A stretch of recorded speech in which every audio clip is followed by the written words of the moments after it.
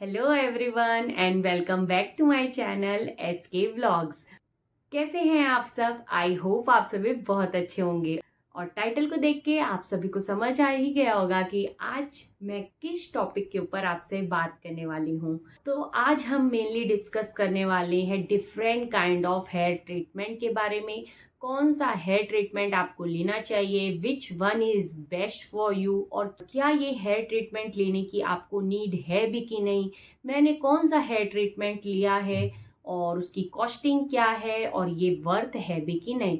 तो ये सब क्वेश्चंस के आंसर आपको मिलने वाली हैं सिर्फ मेरे एक ही व्लॉग के अंदर। ये जो व्लॉग है ये मैं बना रही हूँ आपकी सारी प्रॉब्लम्स को सॉल्व करने के लिए, क्योंकि अभी आ रहा है फेस्टिवल टाइम और बहुत सी गर्ल्स हैं, बहुत सी लेडीज हैं जो ये भी सोच रही होंगी कि हमको कुछ तो चेंज करना है अपने हेयर में। जब भी हम अपनी हेयर को लेके कुछ भी नया करने का सोचते हैं ना, तो बहुत सारे डाउट्स आते हैं कि क्या करना है। सबसे पहले तो यदि आपके माइंड में क्वेश्चन आ रहा है कि मेरे को अपने हेयर में कुछ करने की, कुछ ट्रीटमेंट लेने की रिक्वायरमेंट है या मुझे ट्रीटमेंट लेना है, तो सबसे पहले आपको खुद से ही एक क्वेश्चन करना है कि आपको ये हेयर ट्रीटमेंट क्यों चाहिए। देखिए, दो टाइप के लोग होते हैं। या तो एक अपने हेयर लुक को चेंज करना चाहते होंगे, मतलब कि जो डेली उनका हेयर का लुक है उससे बोर हो गए होंगे। या सेकेंड टाइप के ऐसी होंगी लेडीज जिनको क्या हो रहा होगा ना, हेयर के साथ प्रॉब्लम्स हो रही होगी, लाइक हेयर फॉल हो सकता है, डैंड्रफ हो सकता है, और हेयर में नरिशमेंट नहीं है, हेयर हेल्दी नहीं लग रहे हैं। तो ये दो टाइप के सिम्टम्स हैं। मेरे साथ क्या हुआ ना कि मुझे मेरे हेयर में कोई प्रॉब्लम नहीं थी, मतलब मेरे हेयर ठीक थे, जैसे रहते हैं हेल्दी वैसे ही थे। बस रेनी सीजन जैसे ही आता है, तो ये सिर्फ मेरे साथ ही नहीं सबके साथ होता है कि बहुत वो स्टिकी से हो जाते हैं, मैनेजेबल नहीं होते हैं, राइट। तो ये प्रॉब्लम मेरे साथ आती है कब? रेनी डेज के टाइम में। बाकी अगर आप विंटर और समर की बात करो तो मेरे हेयर बहुत अच्छे रहते हैं। तो मुझे क्या था, मैं अपने हेयर के टेक्सचर से बोर हो गई थी कि मतलब मुझे जो मेरे हेयर ना थोड़े नॉट पूरे कर लिए हैं, इट्स लाइक वेवी हेयर है मेरे, थोड़े से सॉफ्ट जो वेव्स होते हैं ना उस टाइप के हेयर है। तो उनको मैनेज मैं कर लेती हूँ, कंडीशनिंग कर लिया या फिर हेयर स्पा कर लिया तो उससे वो मैनेज हो जाते हैं। बट अभी मुझे क्या हो रहा था, मुझे अपना लुक चेंज करना है। क्या करना था, मुझे स्ट्रेट हेयर चाहिए थे, राइट। तो ये देख लीजिए, अभी मैंने मेरे हेयर स्ट्रेट दिख रहे हैं जो मैंने ट्रीटमेंट कराया है उसके थ्रू। मार्केट में ना अभी बहुत सारे टाइप्स के हेयर ट्रीटमेंट अवेलेबल हैं। प्रोटीन हेयर ट्रीटमेंट, और वो क्या दावा कर रहे हैं कि वो आपके हेयर को हेल्दी कर देंगे। बट यदि मैं आपको पहले से बता दूं, यदि आपके हेयर ऑलरेडी लॉन्ग शाइनी है और मतलब नेचुरली अच्छे हैं, तो मेरा सजेशन बस यही है कि आप कोई भी ट्रीटमेंट मत लो। अगर आपको लग रहा है कि थोड़ा सा कुछ कराना है, एक न्यू हेयर कट ट्राई कर लो, और या फिर आप हेयर स्पा करा लो, ठीक है, नॉर्मल। और उसकी जो भी आप नेचुरल होम रेमेडी से केयर कर सकते हो वो कर लो। बट यदि अब आपको लगता है कि नहीं, अब मुझे एक बार तो न्यू एक्सपीरियंस करना ही है, तब ये आप आगे मेरी वीडियोस देखिए और फिर समझिए कि आप क्या ले सकते हैं, which hair treatment is best for your hair. Okay. तो यदि आपने अभी तक, ठीक है, फर्स्ट उनके लिए मैं बता रही हूँ जिन्हें उन्हें अभी तक अपने हेयर में कुछ भी नहीं कराया है, कोई भी ट्रीटमेंट, कोई भी कलरिंग, कुछ भी नहीं कराया है, उनके लिए मैं बता रही हूँ। यदि आपके वेवी हेयर है और आपको चाहिए कि थोड़े से मेरे परमानेंट स्ट्रेट हो जाएं, तो वो करा सकते हैं स्मूथनिंग। अब स्मूथनिंग क्या होती है? स्मूथनिंग और रीबॉन्डिंग दोनों सेम चीज होती है। हेयर में ना फिर क्रीम अप्लाई करके पहले तो बॉन्ड ब्रेक किया जाता है, फिर उसमें परमानेंट स्ट्रेटनिंग की जाती है, मीन्स उनके बॉन्ड को चेंज किया जाता है, और उस बॉन्ड को चेंज करने के बाद उसे लॉक कर दिया जाता है। इट मीन्स इसमें बॉन्ड्स को ब्रेक किया जा रहा है और उनको रीबॉन्ड किया जा रहा है, राइट। तो जो इसकी कॉस्टिंग है स्मूथनिंग और रीबॉन्डिंग की, वो स्टार्ट हो जाती है 2500 से लेकर, और ये आप डिपेंड करती है आपकी हेयर की लेंथ और डेंसिटी पर, कितने घने आपके बाल हैं और कितने लंबे आपके बाल हैं, उस पर ये डिपेंड करती है। इसमें बहुत ज़्यादा हार्श केमिकल यूज़ होते हैं, जैसे कि फॉर्मेल्डिहाइड भी उसमें होता है, और इससे ना बाद में मतलब शुरू में तो ये हेयर अच्छे लगेंगे, नो डाउट अच्छे लगने वाले हैं, क्योंकि पूरा टेक्सचर चेंज हो जाएगा, आपका लुक चेंज हो जाएगा और आप अच्छे भी दिखोगे। लेकिन बाद में इससे बहुत ज़्यादा हेयर फॉल भी होता है और साथ में हेयर में बहुत ज़्यादा ब्रेकेज होते हैं और आफ्टर सम डेज हेयर में बहुत ज़्यादा रफनेस भी आती जाती है। तो यदि आपने अभी तक कुछ भी नहीं कराया है ना, एकदम आपके हेयर वर्जिन हेयर है मतलब कि, तो आप फर्स्ट टाइम के लिए स्मूथनिंग करवा सकते हैं। अब जैसे आप यदि करवा रहे हैं स्ट्रेटनिंग, परमानेंट स्ट्रेटनिंग, स्मूथनिंग और रिबॉन्डिंग, तो ये कराने के बाद में आपको इसको ठीक करने के लिए, क्योर करने के लिए आपको कोई ना कोई hair treatment like keratin, botox और नैनोप्लास्टिया, नियोप्लेक्स, इनमें से कुछ एक लेना ही पड़ेगा। Now I will talk about the botox and the keratin treatment. जो केराटिन ट्रीटमेंट है ये स्ट्रेटनिंग से बेटर है। क्यों बेटर है? क्योंकि स्मूथनिंग एंड रीबॉन्डिंग में हेयर के टेक्सचर को चेंज किया जाता है, लाइक वो स्ट्रेट किए जा रहे हैं, बट उसमें कुछ न्यूट्रिशन प्रोवाइड नहीं किया जा रहा है। बट अब यदि हम केराटिन ट्रीटमेंट की बात करें या बोटॉक्स की बात करें, तो ये क्या करते हैं, ये आपके हेयर की क्वालिटी को इम्प्रूव करते हैं, उसकी क्वालिटी को मैनेज करते हैं, राइट। तो अब जो केराटिन आया, अब नेक्स्ट ये बहुत फेमस हो गया, क्योंकि जिनके जिनके हेयर खराब हुए थे स्मूथनिंग से, अब वो करा रहे थे केराटिन, क्योंकि इसमें प्रोवाइड किया जाता है केराटिन प्रोटीन प्रोवाइड किया जाता है, साथ में और थोड़े बहुत न्यूट्रिएंट्स हेयर में ऐड कर दिए जाते हैं, ठीक है, केराटिन में। बट केराटिन में भी फॉर्मेल्डिहाइड है जो कैंसर कॉज करता है। इवन इस जब ये प्रोसेस की जाती है तो इससे ना फॉर्मेल्डिहाइड के इतने फ्यूम्स निकलते हैं कि आईज में इचिंग होती है, स्मेल के थ्रू वो जो इनहेल करने में भी अंदर जाता है, तो इससे हेल्थ इश्यूज भी होते हैं। अब अगर हम बात करें बोटॉक्स क्या है, तो सब ना बहुत कंफ्यूज होते हैं कि केराटिन क्या है और बोटॉक्स क्या है। दोनों ही सेम टाइप ही है, बट जो केराटिन है उसमें फॉर्मेल्डिहाइड है और ये केमिकल फ्री नहीं है। बट जो ये बोटॉक्स ट्रीटमेंट है ना, ये केमिकल फ्री एक ऑर्गेनिक हेयर ट्रीटमेंट है जिसमें फॉर्मेल्डिहाइड नहीं होता है, ठीक है। तो स्ट्रेटनिंग लॉन्ग टाइम तक लास्ट करता है, but if you will talk about the botox and the keratin treatment, ये उतना लॉन्ग लास्टिंग नहीं होता है और स्ट्रेटनिंग की कंपैरिजन में भी ना ये थोड़ा कॉस्टली होता है। मीन्स इसके जो चार्जेस है अभी मार्केट में वो है 3000 टू 700 800, वो आपकी हेयर की डेंसिटी और जो हेयर की लेंथ है उस पर डिपेंड करता है। और ये ना इंस्टेंट रिजल्ट आपको दे देगा Botox and keratin, but long lasting नहीं रहेगा। इसमें क्या होता है ना, हेयर की आउटर लेयर है उस पे न्यूट्रिएंट्स की एक लेयर, एक कोटिंग कर देता है, तो जिससे आपके हेयर कराने के थोड़े दिन बाद तक तो बहुत अच्छे दिखते हैं। इवन आप लोग सोचते होंगे कि केराटिन से भी स्ट्रेटिंग हो जाती है, बोटॉक्स में भी हेयर की स्ट्रेटनिंग हो जाती है, तो ऐसा नहीं है। क्या होता है, जब हेयर में न्यूट्रिशन ऐड किया जाता है, एक कोटिंग ऐड की जाती है क्यूटिकल्स में, तो क्या होता है, हेयर नरिश होने के वजह से उनके टेक्सचर में थोड़े बहुत चेंजेस हो जाते हैं, वो शाइनी दिखने लगते हैं और स्ट्रेट दिखने लगते हैं, क्योंकि जब ये प्रोसेस की जाती है तो उसमें स्ट्रेटनिंग होती है।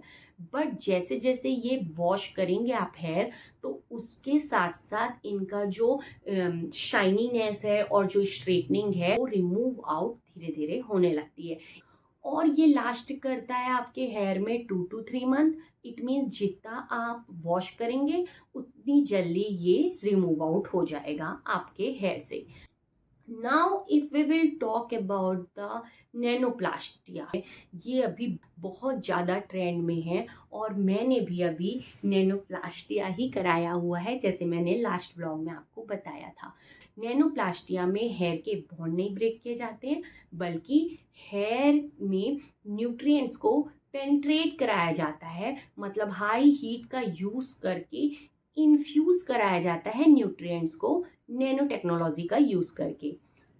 तो यदि आप मेरे जैसा सोच रहे हैं सारा कुछ एक ही चीज में कवर करने को, तो आप करा सकते हैं नैनोप्लास्टिया, क्योंकि इसमें फॉर्मेल्डिहाइड 0% होता है। Means it is formaldehyde free, harmful chemical कुछ भी ऐड नहीं है।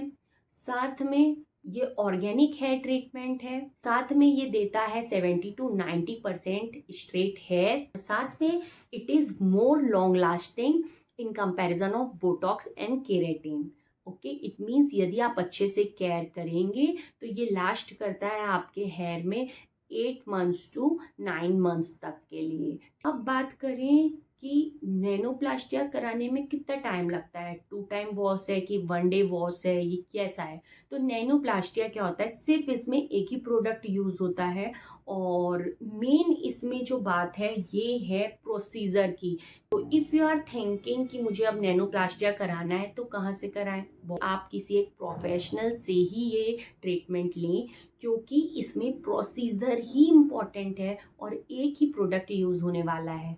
यदि ये प्रोसीजर अच्छे से नहीं होगा ना तो आपके हेयर स्ट्रेट नहीं होने वाले हैं, न्यूट्रिएंट्स पेनिट्रेट अंदर तक नहीं करने वाले हैं, और जब आपका फर्स्ट वॉश होगा आफ्टर 3 days बाद तो आपका पूरा नैनोप्लास्टिया एक ही बार में वॉश आउट हो जाएगा और आपके पैसे पूरे पानी में चले जाएंगे। ठीक है, तो ये हो गई फर्स्ट बात। दूसरा, सबसे बड़ी प्रॉब्लम है कि ये जो प्रोसेस है बहुत ज़्यादा टाइम टेकिंग है। मतलब यदि आप प्लान कर रहे हैं तो आप डिसाइड कर लीजिए 7 to 8 hours कहीं नहीं जाने वाला है, इतना टाइम लगता ही है नैनोप्लास्टिया कराने में।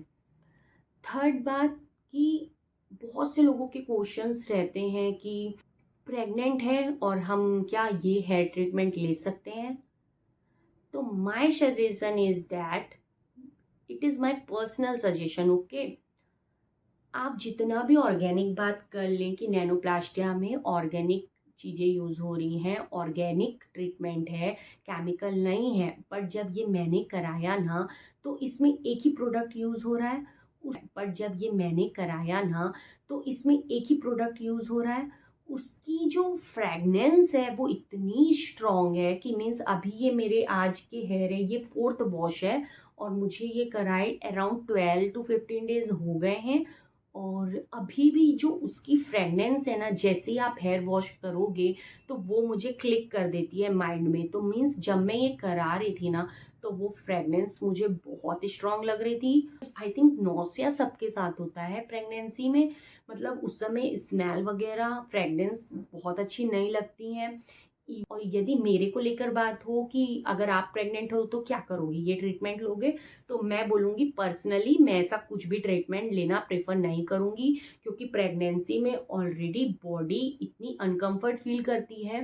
तो एक ही पोजीशन में 7 to 8 hours के लिए बैठना मेरे बस की बात नहीं है, बॉडी में इफेक्ट आएगा।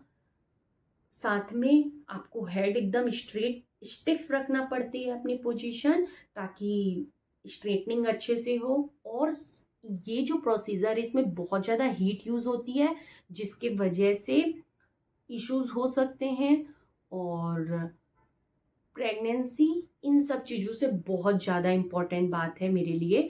तो मैं अगर पर्सनली मेरे लिए बात करूं तो मैं तो ये ट्रीटमेंट बिल्कुल नहीं लूँगी, क्योंकि केमिकल इसमें भी है ही, और साथ में बोलते हैं फॉर्मेल्डिहाइड फ्री है, बट और भी तो चीज़ें। आप इतना टाइम दोगे, एक ही जगह बैठोगे 7 to 8 hours, फिर वो इतनी ज़्यादा हीट, फिर 2-3 बार हेयर वॉश, बेटर है बिफोर प्रेगनेंसी आप ले लो, प्रेगनेंसी के पहले या आफ्टर बेबी आप ले लो, कोई मतलब नहीं है इन सब चीज़ों का। प्रेगनेंसी के टाइम में बेटर है, अवॉइड करो।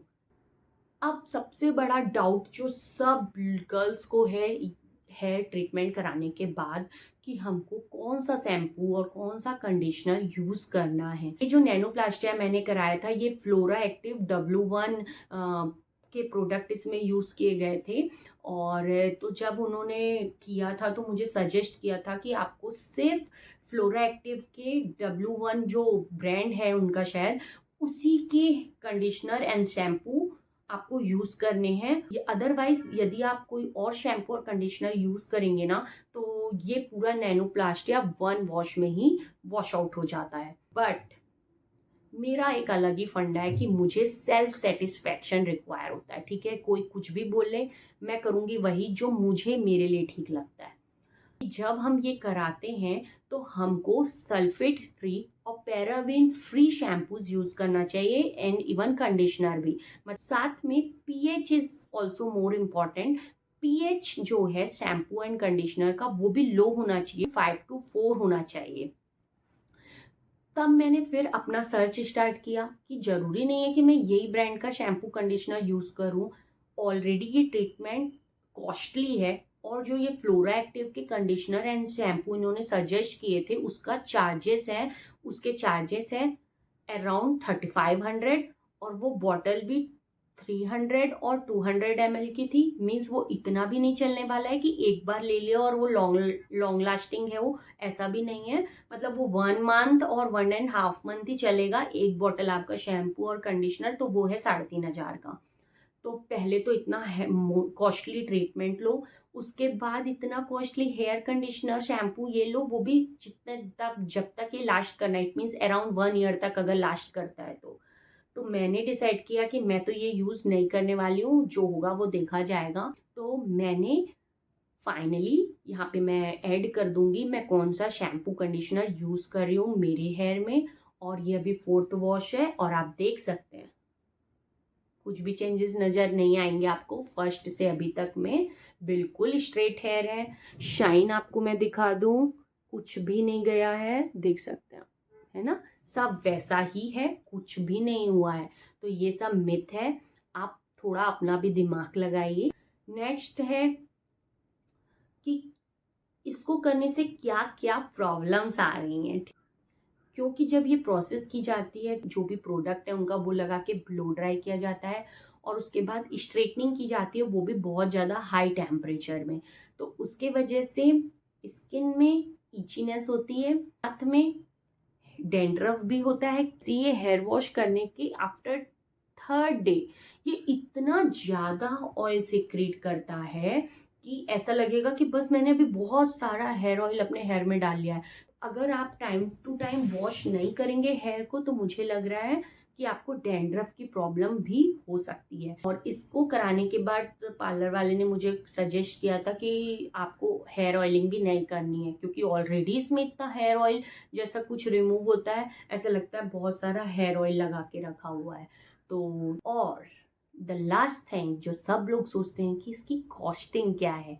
एक्चुअली जब ये लॉन्ग लास्टिंग है, हेयर को अंदर से नरिश कर रहा है, फॉर्मेल्डिहाइड फ्री है, केमिकल फ्री है, तो उसके वजह से ये ट्रीटमेंट भी थोड़ा कॉस्टली है बाकी सब ट्रीटमेंट के कंपैरिजन में। तो आप में से बहुत सौ का मुझे पर्सनल मैसेज आया था कि कितने में मैंने कराया है। उन्होंने मेरे को चार्ज किया है 7000। यस, 7000 मैंने पे किया था मेरे हेयर की लेंथ के लिए, जबकि ये मैंने थोड़े से कट करवाए क्योंकि उन्होंने सजेस्ट किया कि ऑलरेडी ये हाईलाइटेड हेयर हैं, तो उनमें इतने अच्छे से वर्क नहीं करेगा, तो इतने थे मेरे हेयर तो मैंने कट कराए हैं। तो इसमें उन्होंने चार्ज किया है 7000 और वो जो शैम्पू कंडीशनर उन्होंने सजेस्ट किया था वो था अराउंड 3500 का। तो ये इतना कॉस्ट लग जाएगा आपकी अगर लेंथ, इवन मेरी तो डेंसिटी भी बहुत कम है। आई होप आपको आज का मेरा व्लॉग बहुत ज़्यादा इंफॉर्मेटिव लगा होगा, बहुत से डाउट्स भी क्लियर हो गए होंगे। और यदि आपने अभी तक मेरा चैनल सब्सक्राइब नहीं किया है, विदाउट सब्सक्रिप्शन आप मेरा व्लॉग देख रहे हैं, तो प्लीज़ इतना तो बनता ही है, एक सब्सक्राइब करना बिल्कुल मत भूलिएगा।